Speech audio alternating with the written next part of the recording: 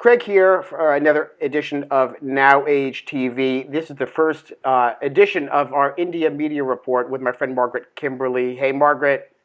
Hi there, how are you? I'm pretty good. So, Margaret's the senior editor at Black Agenda Report, and we just want to talk a little bit about what indie media is. There's so many levels of not just media, from corporate to independent media, but even within the indie media ecosystem. And we could start, people don't know what corporate media is. Obviously, corporate media, MSNBC, Fox News, Right. CNN, New York Times, things that are owned by a corporate parent. Hopefully, people are starting to understand that well, look, you and I have talked about this. We both read the New York Times, but you have to read it with a jaundiced eye because they do good investigative Very reporting, much. right? Yeah, you do. They were always corporate. There was always a New York Times corporation. There was always a Fortune 500 company, Washington Post, same thing. But now many of them are, as you said, part of larger conglomerates.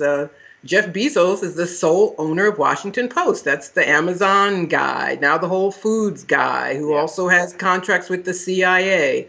MSNBC, the parent company at one point, was General Electric, a defense contractor. Now I think it's Comcast. Yeah.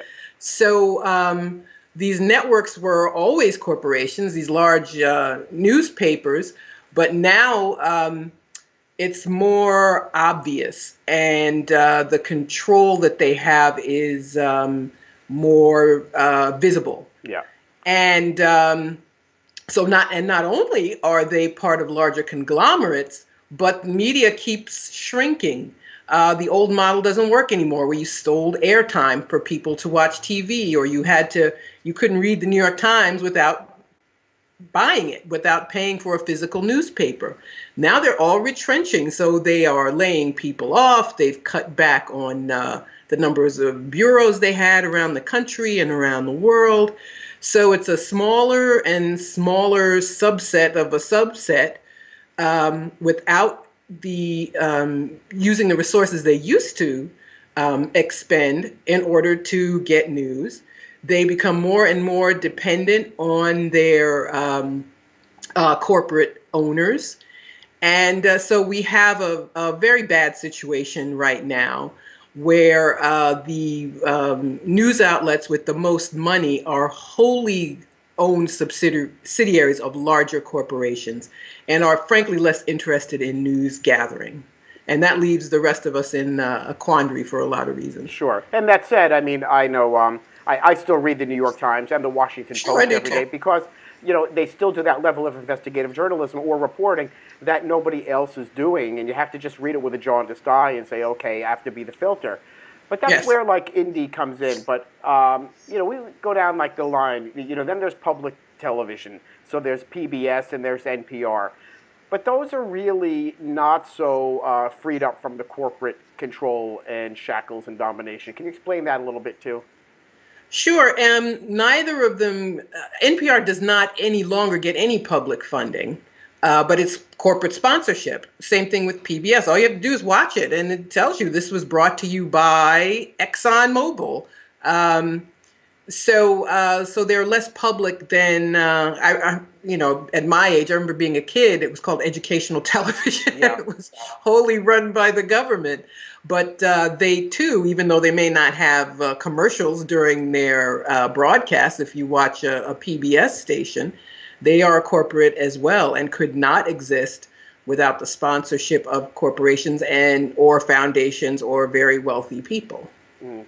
And then if you go down that list from NPR and PBS, you come to we'll just talk about the left side of the spectrum, Democracy Now!, Young Turks, The Nation. These are more established sort of, they still refer to themselves as independent. But what we don't know is where the funding comes from, for instance. So there was earlier this year, I believe the Young Turks pulled in $20 million investor. I don't recall who it was from, but I mean, then there's all this kind of chatter all over Twitter and social media about how their message then becomes compromised. Right. Well, nobody bites the hand that feeds. So the question is, who is that investor? Why are they interested? I know Young Turks is now on YouTube. I know they sell ad times, but that's become a problem. YouTube was a forum for independent media. Now they're demonetizing.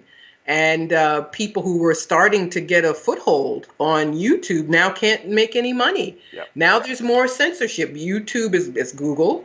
They are limiting access under the guise of fighting against foreign interference, read Russia. So a lot of left-wing sites get fewer eyeballs on them, and the same is true for YouTube as well. The Nation is, it's more Democratic Party than anything. They, some of them are progressive, some of them are not. Democracy Now! Has, in my opinion, really suffered the last few years. I mean, Democracy Now! Was in favor of the U.S. intervention in Libya. They had a pro-U.S. intervention position, same thing in Syria.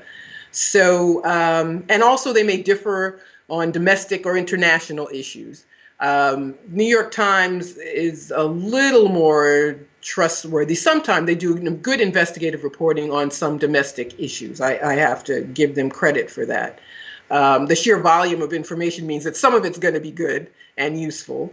Foreign policy, I don't trust anything they say. I have to know what they say at all because they are so influential. I still have to know what they say. Yeah. So, I do have a subscription, but so that's the state of things. And then there's people like us doing our best to get the word. And that comes down to then, everything that you just kind of laid out and talked about. It comes down to discernment. And it's, you're hit with information. And what are you going to trust? How are you going to go through that process of saying, oh, that feels right, that doesn't feel right? What's my method of filtering, of searching deeper, looking at people? And that's where, like, say, you, for instance, or Black Agenda Report, like, I learned a lot from you. And we've been friends for a while. We've done these interviews, starting with the campaign last year. And I always learn a lot. I learn a lot more from you than I learn more, of course, from Rachel Maddow. Rachel Maddow's paid $7 million a year, i.e., not to tell people the truth.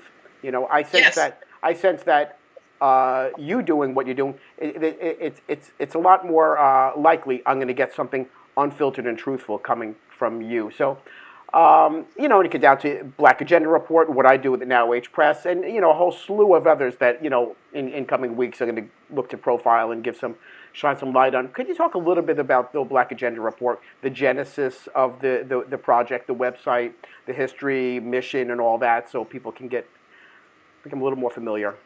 Sure. We started in 2006.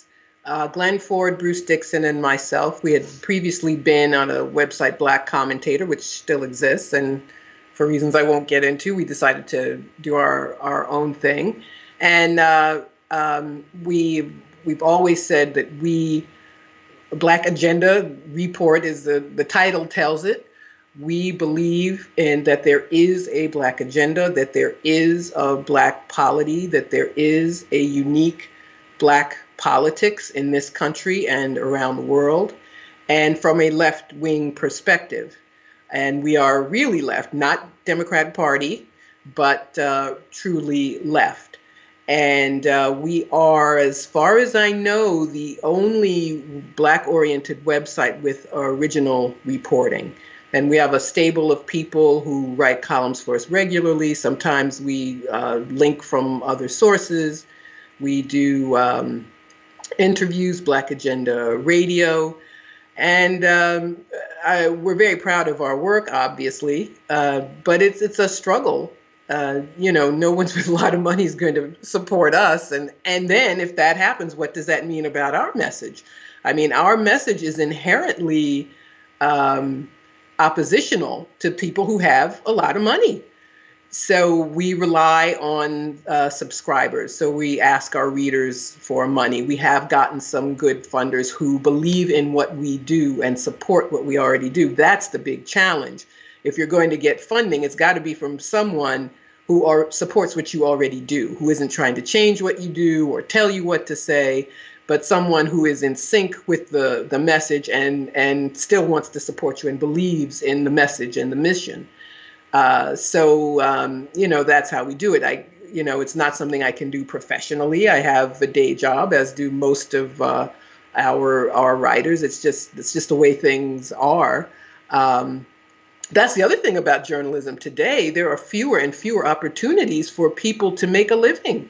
If the New York Times cuts and cuts and cuts, and the Washington Post and the networks keep cutting, those were, even with their shortcomings, they were places where people could make a living as journalists. And there are fewer and fewer opportunities to do that. And that, of course, impacts it impacts the likelihood of getting good reporting and getting people willing to take a chance and go outside of the official lines to find out what's happening. So now you have a lot of, they're just scribes.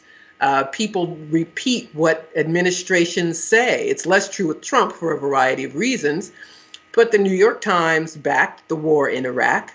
The New York Times backed the intervention in Libya, the intervention in Syria. The New York Times is beating the drum against Russia, painting Russia as an evil enemy. So there is less likely, and now they do not present an other side at all. So it is as if there is nothing else if you depend on the New York Times for information about Russia, you don't know anything about Russia. Yeah. All you know is it's the enemy, Putin is evil. They say things that are not true. They do not, and they used to do this. If someone else had a counterpoint of view, they could write an op-ed. They would interview someone who differed with conventional wisdom. Now those people have been erased. People who were very prominent, people who were experts in the field, they're treated as if they don't exist. If they say anything other than this imperialist position about the United States being the only superpower in the world, and demonizing any country that threatens that role. Well, case in point, your latest piece, defending RT. First of all, you should go because you have a really nice redesign of your website, and yes, we do. Much easier to navigate than before. So that's great. Yes, thanks to a funder. What's that? Thanks to a funder. Thanks to funding. We're going to get to that. So a little bit about defending RT. RT, as people may or may not know, Russia Today, or they seem to believe is Putin's propaganda network in the United States. But RT America is actually it's so much more refreshing a viewpoint. If you're free thinking, and I don't want to label myself as anything anymore. I mean, I stopped the political party thing, and I don't want to say I'm a this, I'm a that. I just want to be a part of a human community. And that's a little bit of what you get there. But the other part of what you get with RT America is they're willing to talk about capitalism as the root of the problem. That seems to be the nut here. But can you talk a little bit about your piece and exactly what is the story now with what's happening with RT America? Sure. Well, earlier this year, there was, first of all, hardly anybody watches RT. It's on my cable station, and I know you can watch it online, obviously, but you can watch it on television. But its ratings are so low on television, Nielsen can't even measure them. I mean, it's something like 40,000 people a day might watch RT. But despite this, there was this defense assessment which blamed RT for interfering in the election. And it was interesting, the things they condemned RT for are all true. They said RT gives airtime to third-party candidates. Well, yes, but so should the rest of the media. Sure. RT criticizes the American economy, which is imploding as we speak. So, okay, that's fine. But there now is this, then there was this push to say RT should have to register as a foreign agent. The Foreign Agent Registration Act dates from the 30s. It was meant to fight Nazi influence. There were a couple of outlets who already registered with FARA. There's a China Daily and Japanese network, NHK. I think I'm getting it right. But RT was told that it had to. There would be some sort of negative consequence. Their assets could be seized. They could be shut down if they did not register as foreign agents. And so they went along with it under protest, under duress. And it's just a place where you can get a counterpoint of view. And I think it is a good thing for there to be someone who can tell you why Russia intervened on the side of Assad in Syria, who can tell you why you might want to be opposed to U.S. foreign policy, to give history on that we're not taught here. So I see it as being harmless, but, well, not just harmless, but beneficial for people to be able to see something else and to counter that corporate media dominance. But apparently now that is not to be allowed anymore. So RT's small audience has to be erased. The little bit of influence it has to be turned into something sinister. The people who appear on RT, and this is also happening in the UK, by the way, any members of parliament, someone, a Soros-backed, among others, think tank, and everybody blames Soros for everything, but this is absolutely true. European Values, it's called. They came up with a list of people who appear on RT and are therefore untrustworthy journalists or politicians.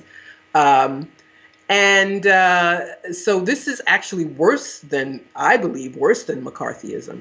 And the Democrats are actually the ones leading the charge more so than the Republicans. And basically, we're being deprived of our abilities to speak freely, and people are being deprived of having a right to seek out information that they may want. It's very, very dangerous. Yeah. So when looking at the Black Agenda Report website, you know, it's, like I said, the layout here is great. And you have, I guess, Glenn Ford's Black Agenda Radio, which I've been listening to for such a long time. And it's just 1 or 2 minutes, and you get such enlightenment about things that, you know, again, about discernment, about things you're just not going to get. And then on the top right corner of the website, there's a little red button that says donate. Yes. And when I click on this little button, it asks if you value Black Agenda Report, and you could make a one-time or a monthly sustaining donation, just like any other place that you go to. So, you know, I'm going to make sure I link to all that in this video, and that, you know, people consider that we all need the finances. We all need latest computer technology. We need, hopefully, to make this our day job, and all these other. These other things. It's a miracle that I don't know the other people understand, but you do what you do, and like I do what we do. This is like in the evening on the weekend, because during the week we actually have to do the things that pay the bills. Yes, we do. So that, you know, personally creates a challenge, even though I love what we do and I'm very proud of it. That creates a personal challenge, just surviving.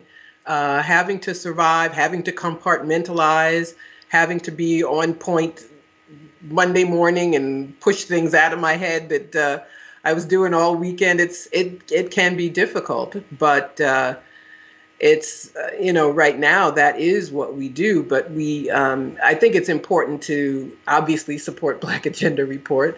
But I think your viewers should know it's important to do that for all the sites that we like. And I think people who are in your audience are likely to also go to sources that also need to raise money.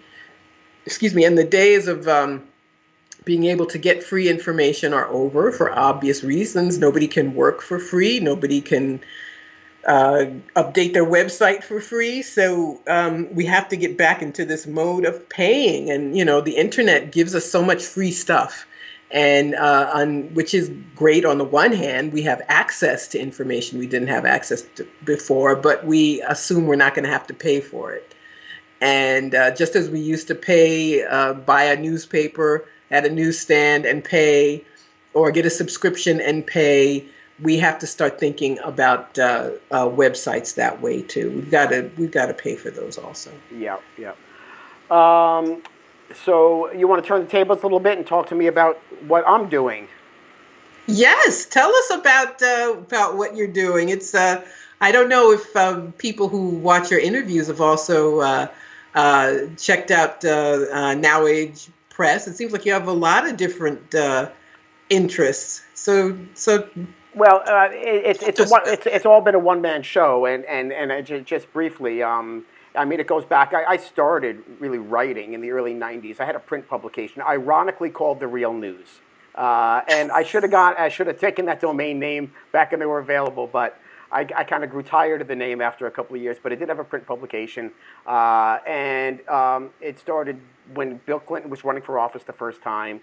And you know, I just wanted to have a place to kind of talk about these things because it seemed like where we have all this press freedom, propaganda still was king, and it was so perverse to me. How can Americans be so easily propagandized? We have this wonderful First Amendment, but people are propagandized, and for me, the thing that caught me was that you could propagandize people to eat things that aren't food. I mean, that to me was like it's miraculous to me that sure. that that we've been eating food for, I mean, as long as cultivating food for what, 40,000 generations, 10,000 years, whatever you want to say that the number is. And one generation hands it down to the other. And somehow we came to like my grandmother's generation and somebody told her that Crisco was better than butter. And that was it. Marketing, Yeah. slick marketing, food processing, and Sure. it all kind of took over. The propaganda, public relations took over. And we see now so, things like that were so perverse to me. It's like, well, we have all this freedom, but you could really convince people of anything.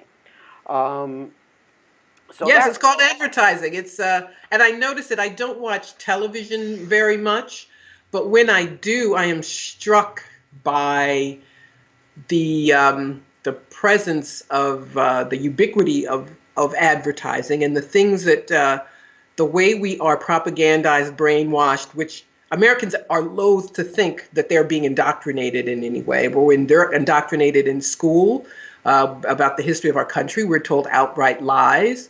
They're lies of statements that are lies. They're lies of omission. As you mentioned with food, women were convinced not to breastfeed. And then all of a sudden we were told, nope, this formula thing in a can is better than the milk that comes from your body. That's why you're a man. That's how people lived for all eternity. And then they were told not to do it, yep. or to eat crap, or little kids know the McDonald's logo. They're 2 and 3 years old. They already know what it is. And when and sometimes just a repetition. When you're told something over and over again and you never get a counter message, then that must be true because no one says anything else. No one tells you that butter is better or margarine is more dangerous than butter, but you've been advertised into thinking that these things that are bad for you are good, or that our country is good and has our interests at heart. This current trope now that Russia interfered with our democracy. We don't have a democracy. First of all, there's the issue of whether it's true of the story of Russian interference is true. But secondly, this idea that we have a democracy. We do not. It has been proven. Americans get hardly anything they want their politicians to do. We want a higher minimum wage. We want Medicare for all. We want a smaller military budget. We don't want to be displaced through gentrification. We don't want stop and frisks. We don't want 2 million people in jail. I could go on and on and on with the things we do not want, but yet we have. We get them all. And that is undemocratic by its very nature, but no one talks about that and what democracy really is and whether we have one or not. Well, you mentioned television as this great inculcating tool, and what happened to me is there was this book that came out in the late '70s called Four Arguments for the Elimination of Television by this guy named Jerry Mander, who was an advertising executive in the '60s, and he made the case, and it's worth. I'm not going to get into it now, but I mean the bottom line is that it's not about choosing the right programming. It's not about any of these modifications. It's about the technology is greater than the human mind is able to discern. And it needs to be eliminated. And I lived most of my adult life without television. And I say that to people, and they, give me the kind of tilted dog head thing, that because it's so enshrined in our lives. But then again, you come to this question of discernment, and like so I said, it's easier for me because I'm not being propagandized all day long by television. Exactly. I'm choosing that, and I'm also choosing actual life experience. But that aside, uh, I started with this print publication, and then by the mid '90s, I just couldn't sustain it anymore. It was an independent thing. I was trying to sell my own advertising. It was all New York City based, and it was free to pick up in health food stores and all that. But I learned a lot about doing it, and when websites came along, I said, okay, I know how to do desktop publishing. I'll just transfer this to the web. I taught myself how to do then web publishing. And I switched over to this thing called Now Age because growing up around the whole New Age scene, I was like livid about all that, insanity. When you can have like kernels of useful things and yoga's great, meditation's great, but when it gets institutionalized, commoditized, and consumerized, like it all does, then it becomes the New Age scene. Right. So my thing about the Now Age was how do we kind of create some sort of parallel to that and just try to, Hmm. how do we pick out what's good there, but bring back our own discernment. But yeah, so I mean, I've been writing this column called Now Age Minute for probably about 20 years, where weekly I try to write something, just pull together two areas that seem desperate, but I mean, they seem perverse to me, but obvious. So like this week I wrote about, called Piggies. I usually pick some popular music tune. This is the George Harrison song Piggies, because it helps me kind of get the muse going on it. But this was about the Paradise Papers coming out, right? And Yes. and all this craziness about these assholes like Bono, these people who greed is not enough, worth No. hundreds of millions of dollars and still setting up tax shelters for investments. And when he gets caught, he says, "Oh my gosh, it's so terrible! I can't believe this actually happened. You did this. When you can't, like he was gonna expose himself." But tying that into this whole new age concept of abundance, the unlimitedness, the whole thing about, Yes. Yes. it fits into the gratitude, the mindfulness, the abundance. And, in and of themselves, they're all really useful things if they help you to be more optimistic or they help you to be a little more joyful in your day. But once you start saying that there's abundance of money, which is what they lead to, because nobody would pay money to Tony Robbins or any of these people if there wasn't a paycheck at the end of it, which is that they're going to get rich. That's the implication here. You do Yes. what I say because there's this endless abundance out there. But what it's really doing is it's co-signing greed, because if there was abundance, why would they be hoarding it all? It doesn't make any sense. Well, there's an infinite number of suckers. There's a sucker born every minute. Yep. People who pay to listen to Tony Robbins and these other people. What was it a few years ago that Oprah was selling the dream, the mess? I can't remember what it was. The secret. The secret. The secret, yeah. The secret is find a sucker. That's simply it. I tell people for entertainment purposes only. That's how you should. If you're entertained listening to Tony Robbins, then knock yourself out. Yeah. But no, we don't have infinite anything. And I find that as inequality becomes worse, as our individual lives become harder because of it, this message, this of abundance and happiness and just think and everything will be okay, becomes more and more prevalent. It's another way to put us to sleep and not turn against these people in the Paradise Papers. We have ruled by billionaires. There are several billionaires who have more money than the bottom half of the population, the entire world's population. And these people run our lives. They determine what happens. They determine what happens in Washington or London or Moscow or anywhere else in the world. They decide where we're going to live, how we're going to live, how much we're going to earn. And instead of pointing that out to us, they tell us that there's abundance, which there isn't. We have a finite world. We have finite resources. And when it comes to having money, we are all at the bottom. We are all victimized by these, as Marx called them, the lords of capital, who are becoming stronger and stronger and wealthier, and inequality becomes worse and worse and more skewed. But if you tell people that, they might wake up from their slumber. So you don't tell people that. So you sell them, bread and circuses. Yeah, I started to call it New Age libertarianism. So it becomes some sort Yeah. of pseudo spiritual way of telling you, you have all this wonderful responsibility in Margaret. It's all in your hands. Yeah. If you weren't lazy, then you could go and actually do what these wealthy people who aren't lazy. It's all the shaming or all Yes. this judgment made, but they don't stop and say that the rules or the whole thing is fixed, the game is rigged, Well, and sure it is. Well, most rich people inherited their wealth. That's first of all. Donald Trump inherited his wealth from his father was a real estate developer. He inherited it from him. And then he promoted himself into being seen as richer than he actually is. I mean, the whole fact that this man is president is amazing for a lot of different reasons. But yes, if you just were more positive, or if you prayed harder, if you were more positive, if you thought something differently, then you would be better off. And it's actually a very conservative message too. absolutely. There's nothing else standing in your way. Nah, racism isn't in your way. It's all, don't worry about racism, sexism, income inequality, any of it. It's all your thoughts. Yeah. And you can, if you just changed your thoughts, you could find this secret. The only secret is find a hustle and sell it to people, and then you can be as rich apparently as you want. Yeah, that was really the point I was looking to make, is that people, like, now it's time, stop going to, paying Bono to perform for you. Stop buying his things. Let's, now that the Paradise Papers is coming out to show us that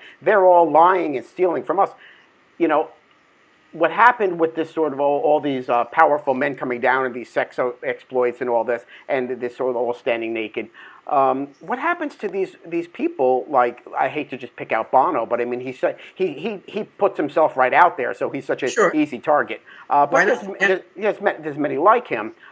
When do we take the money back? That's my question. When do we take the money back? Because that's the next step. In other words, okay, you guys have stolen money. I don't care what the excuses are. When do we take the money back?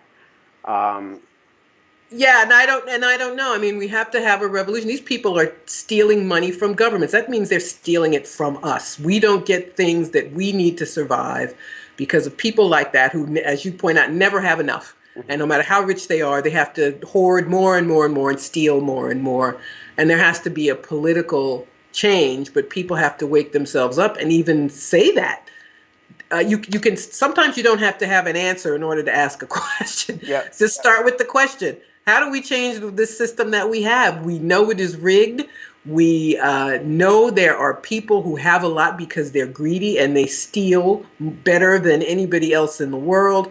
And just sometimes just start there by naming the problem and asking about what we do. Then you don't think that there's something crazy about change. Bernie Sanders, the little bit of change he wanted was called crazy. We were told, well, you can't have free college. Where's that money going to come from? And just like that, Congress, Republicans and Democrats too, added $75 billion to the defense budget, which could have paid for everybody's college, could have paid off everybody's student loans, but just something simple and reformist and not very left-wing like that. Who's going to pay for it? And so people have been indoctrinated so much, don't just reject things that could possibly help them. So, but I think it's important to know that that we have to have change and know that the system is bad and just move on from there. Accept that as a fact, and then move on with looking for an answer. Yep. And to know that this is not the best of all possible worlds. Capitalism is not wonderful. You can have technology without capitalism. The Soviets went into space before the United States did. So clearly, all these things that we think we need capitalism in order to have, it's just not true. We don't. Yeah. I mentioned it to somebody recently. I said, capitalism, as the problem. He says, capitalism spurs, and he's a guy in med school. Capitalism spurs innovation. I said, no, curiosity spurs innovation. Capitalism stifles it. That kills innovation because it wants to then hold it, control it. I mean, you could look at any example I wrote about recently about, the electric car versus, Internal combustion. We're living with technology is 150 years old in these cars. Why? Because we have to be tied to oil because of capitalists. Um, Right. Exactly. Exactly. but the But go ahead. Yeah. So anyway, I was just going I to was get just to going to say the Chinese are coming up with a more electric cars. yeah. So this country, which is capitalist and socialist, it's interesting. And that's another issue I have with the press. They don't tell you anything you need to know about other countries. Yeah.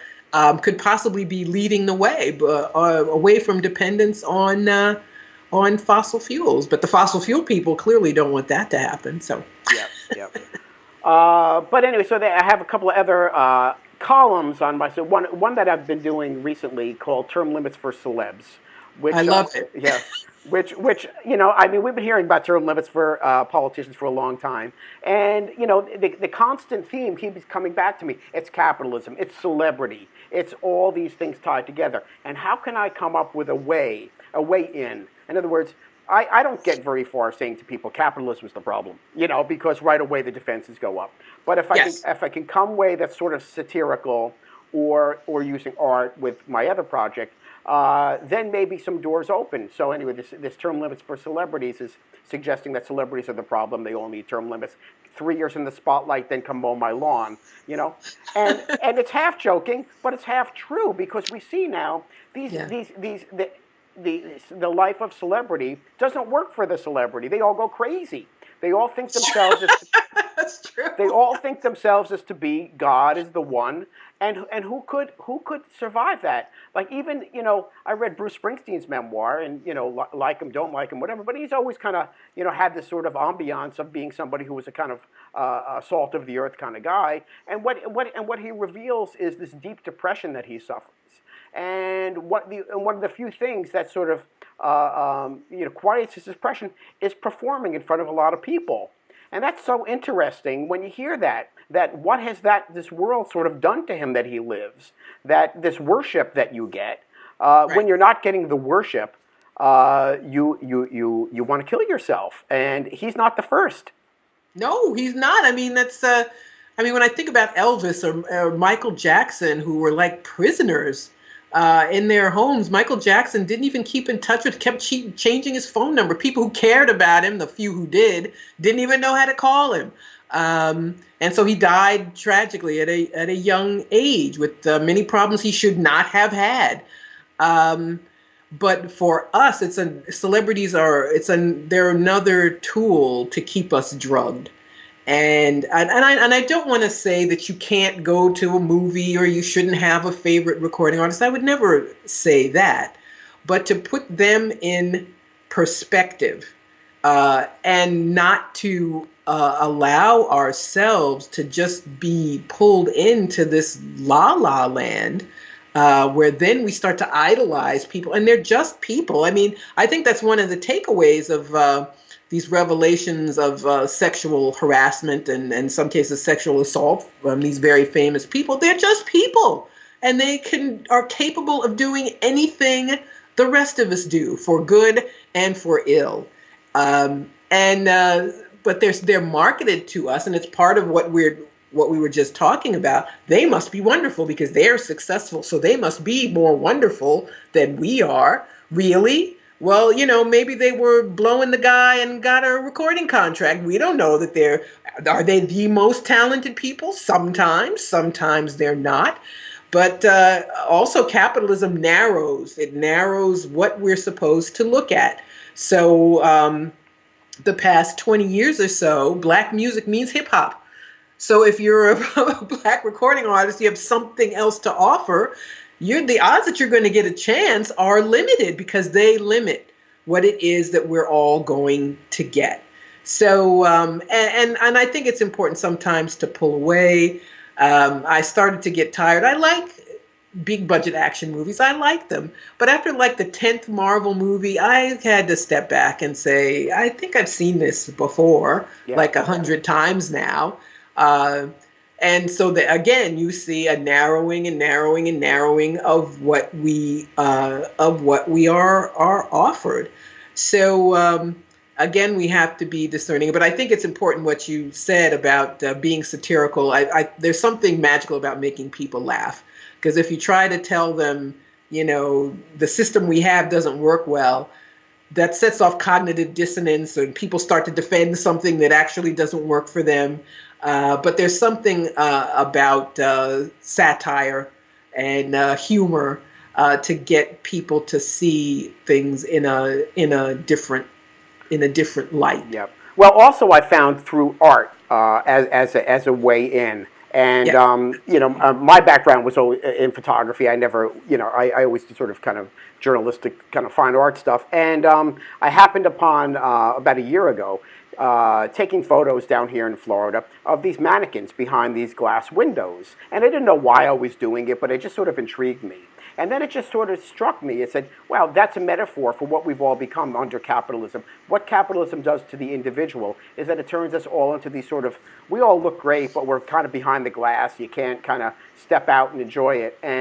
But I've been using this now as a way to assign essays to it, and I'm working on developing it out further. But when I show it to people, and the same people who would push back against me, relatives and friends push back about the capitalism issue, look at the images.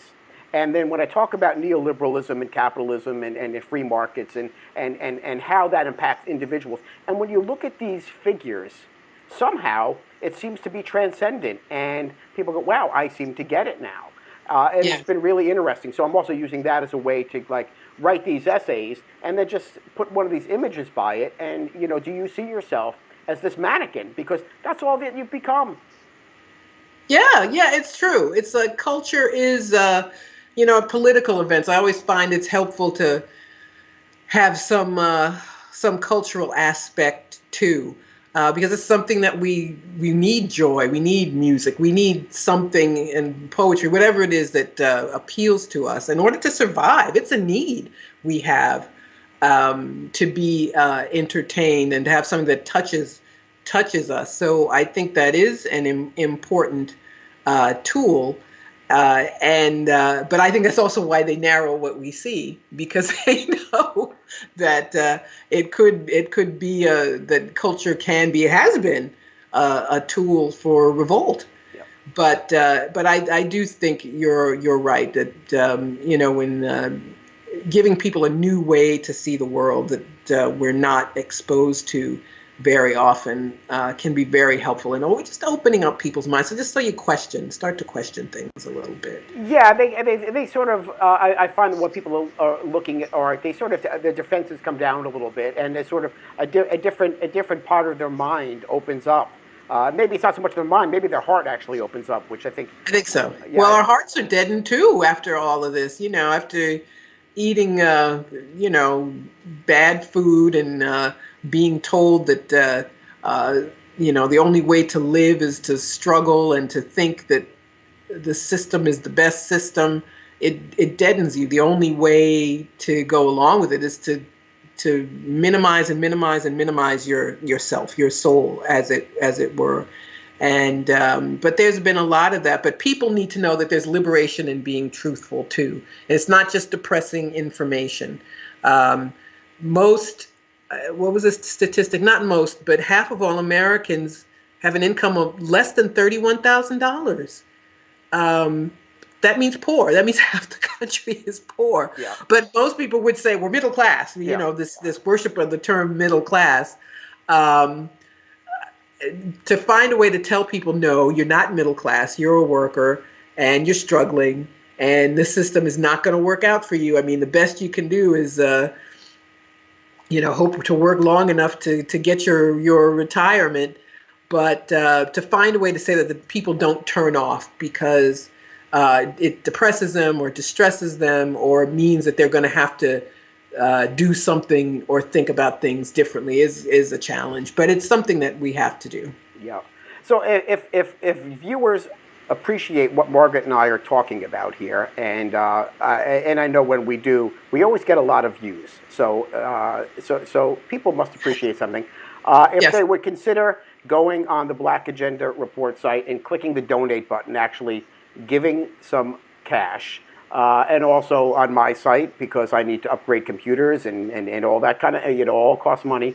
If you like what I do, also there's a place that you can also similarly support.